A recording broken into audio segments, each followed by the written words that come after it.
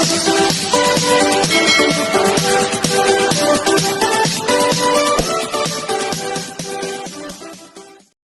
So, hello friends!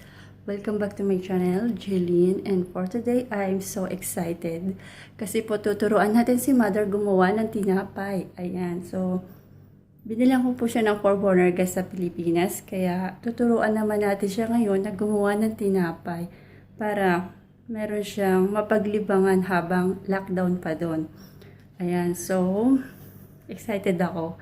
Kasi nung ko pa talaga siya gustong turuan. Kaya lang nung nagbakasyon ako, wala siyang 4-burner gas. At wala rin ako that time pambili kasi marami akong inunang gastusan. So, ngayon ko lang siya nabilhan. Kaya ngayon ko lang siya tuturuan. Ayan, para mabisi siya. Diba? Hindi siya mainip. Tuturuan natin siya. Ayan, eto na. Ayan na ma. Eto na. Tuturuan na kitang gumawa ng tinapay. Ang kailangan natin, 2 cups of warm water. So, kailangan natin ng maligamgam na tubig. Yan. 2 tasa. Okay. And then, kailangan natin ng asukal. So, ito.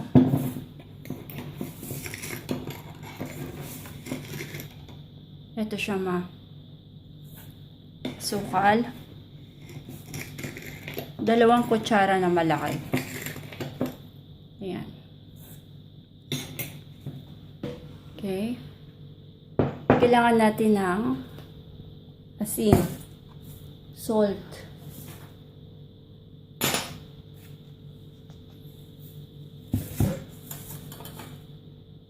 So, ito, 1 teaspoon na asin. And then, kailangan natin ng kamira. So, kailangan natin ng pampaalsa or this active dried yeast. Kamira tawag dito, pero sa Tagalog, pampaalsa yata tawag dyan. So, kailangan natin ng 2 kutsara. Ayan. 1, 2. Okay. And then, mix it.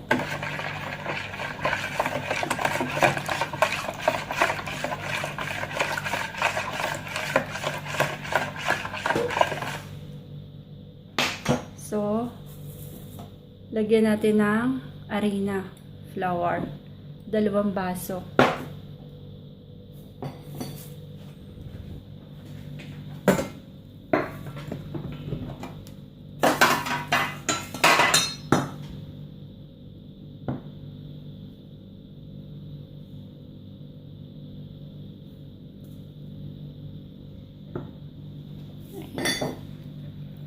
So, ito yun, 2. Kung ano yung tasa o baso na ginamit mong panukat para sa tubig, yun din ang gagamitin mong panukat para sa harina.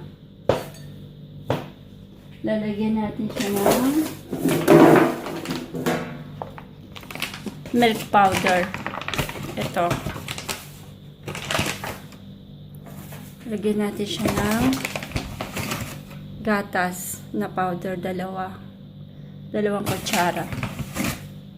Okay, and then mix it. Haluin natin.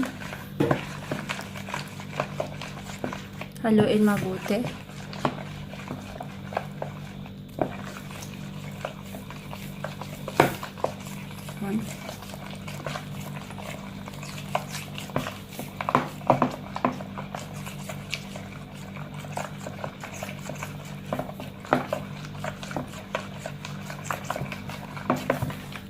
See?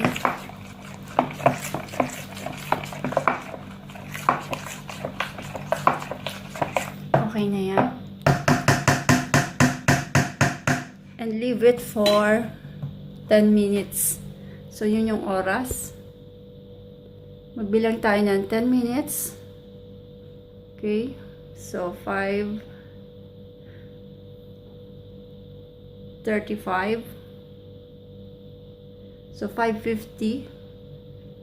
Tsaka natin to dadagdagan naman ng harina pa. Okay, ma? So, bali, 10 minutes, okay? 10 minutes mo tong hahayaan lang muna siya para umalsa at magmix yung mga ingredients natin. Okay? So, ayan. Tatakpan natin to para umalsa yung ating harina. Leave it for 10 minutes. So, 5:45. Ayun yung orasan. Dadagdagan natin siya ng flour. Okay?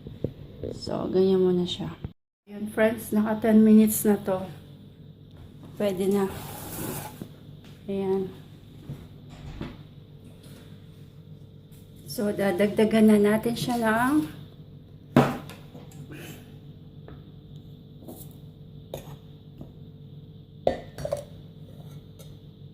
3 tasa pa na harina. Yun. So, ayan siya. 1. Gantuin ko na lang kaya, no? Sayang yun natapon.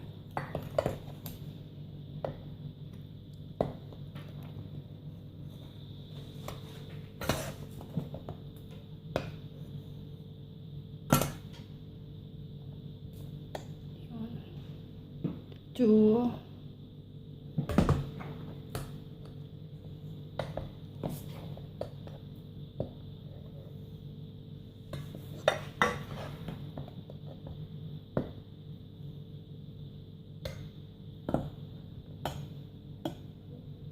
3. So, ayan na. Mamasahin na natin to ngayon.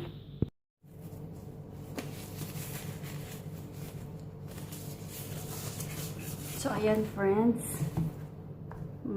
Mamasahin na natin to. Ayan. Mamasahin na natin yung harina. Ayan siya, oh.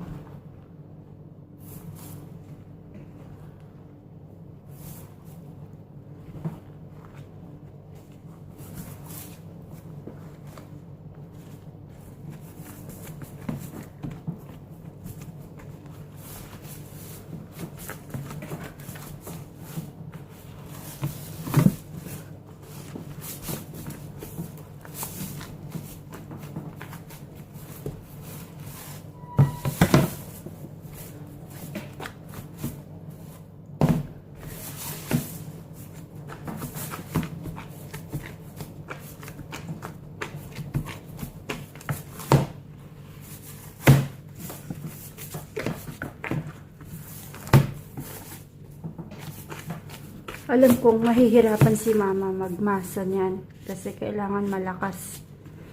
So, bibilang ko na lang siguro din siya ng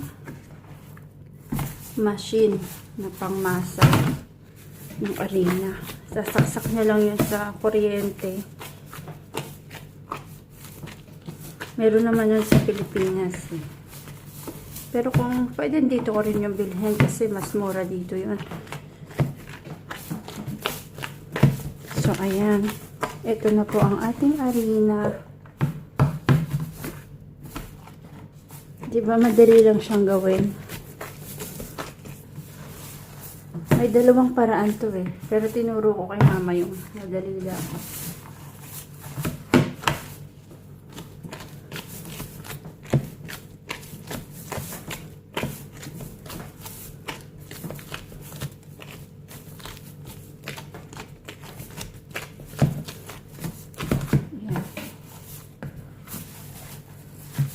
Kakapagod magmasa.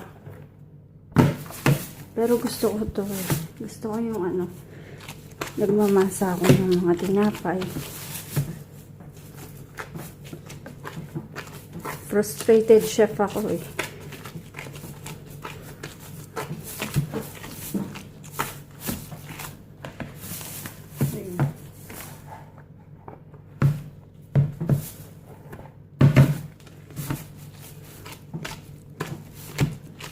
So, pwede natin dagdagan.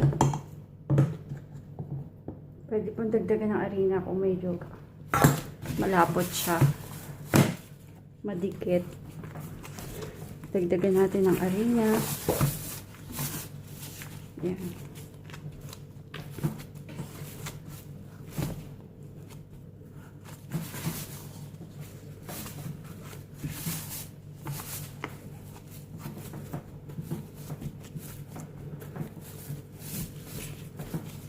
So, after,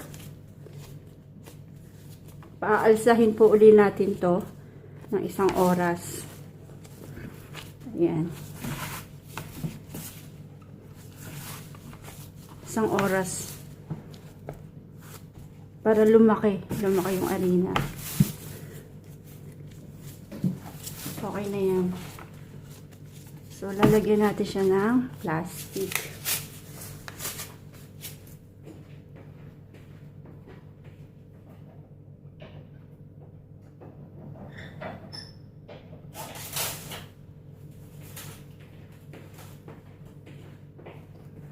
So, ito, para hindi siya mahanginan.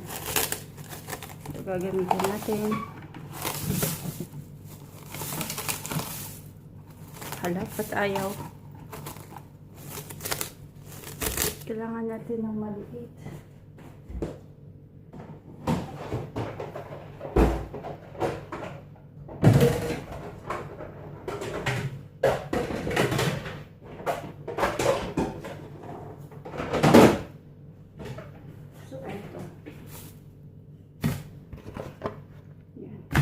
Kasi lalaki pa yan.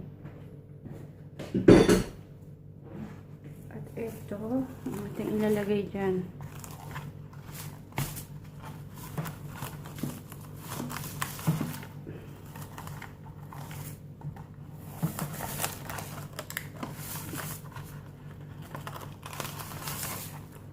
Yun.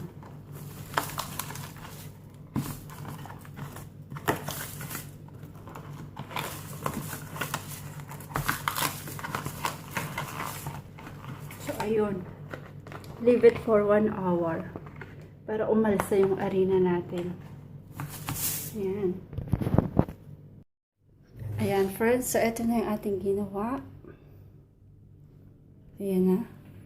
Hihintayin natin to umalsa. So, kailangan natin dito ng 1 hour pa para umalsa to. Pero habang naghihintay tayo niyan, i-prepare na natin yung ating ipapalaman sa tinapay, 'di ba? Para masarap. Hindi na tayo magpapalaman. Lalagyan na natin ng palaman yung tinapay natin. Maadyanat yung tawag namin diyan. Para isang kagatan na lang, o 'di ba? May tinapay ka na may palaman pa. Ayun. So, 13 minutes lang po tong premiere na to. May part 2 pa. Yung lalagyan na natin yung palaman yung tinapay. Sige, para hindi tayo humaba. See you in part 2. Bye!